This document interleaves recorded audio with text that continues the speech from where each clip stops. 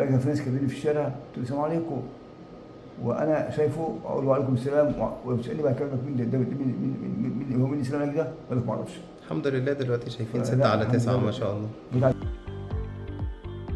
بس حضرتك عرفنا بنفسك الأول. انا اسمي عبد المنعم عبد المؤمن امام، على المعاش، موظف بنك اساسا يعني. عملت عمله بيضاء وقدرت اشوف حاجه خالص، كانت تعبانه قوي. كنت بصلي الفجر في الجامع، ما كنتش بنزل بعمل كل صلاه في البيت، ما اعرفش اقرا. كانت حالتي كانت يعني مش مظبوطه قوي. بعد عملها حضرتك الدكتور هشام عملها لي، لا قدرت اشوف الشارع كويس جدا. يعني انت عملت عملية المية البيضاء من امتى؟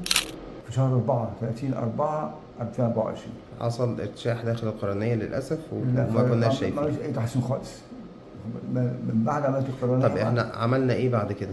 بعد عمليه القرنيه تحسين جدا. لقيت كان الاول قبل عمليه القرنيه كان عندي غمامه على العين، لا ده بشوفش الناس حواليا ولا اسماء المحلات ولا الناس بشوف خيالات بس، خيالات ماشيه حواليا، وما اقدرش اعدي الشارع، وما اقدرش اقرا كتاب، وما اقدرش اشوف تلفزيون كويس قوي. بعد عمليه القرنيه لا، كل الغمامه دي راحت خالص، بقيت اشوف شارع بروح جدا، بقيت اقرا، بقيت انزل الجامعه اصلي فروضي. العملية كانت سهلة ولا صعبة وخدت وقت قد ايه؟ لا سهله جدا، جميله جدا طبعا، ما حدش فيها خالص ولا هوا. خدنا وقت قد ايه تقريبا؟ تقريبا ساعه تقريبا. طيب بعد العملية التعافي كان اخباره ايه؟ شفنا بعد العملية بقد ايه تقريبا؟ العملية تحسنت جدا جدا جدا، بتشوف حاجة بروح جدا، بتقرا اشوف الناس، اميز الناس. كما ممكن حضرتك قدامي، انت حضرتك قدامي انسان راجل، لكن شكلك ايه ما اعرفش.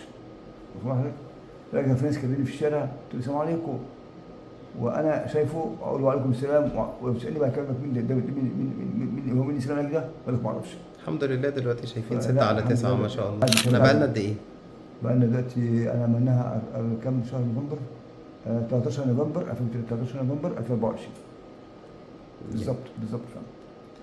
طب في اي حاجة تحب تضيفها؟ لا انا بشكر سيادتك طبعا، وجزاكم الله كل خير. وعلى فكره راح دكتور اللي عمل لي كشف الدوره عشان يعمل كشف الدوره، شاف العمليه قال لي الدكتور عملها لك ممتاز ممتاز ممتاز، شاطر جدا ان شاء الله. الحمد لله. الحمد لله على فانا سلامتك. طبعا ممتن لحضرتك طبعا جدا طبعا، اساسا يعني كده بصراحه، ويسعدنا نشوف العمليه ان شاء الله، وانا مبسوط جدا ان شاء الله. الحمد لله على سلامتك والله وشكرا انا جزيلا. ممنون ليك يا دكتور.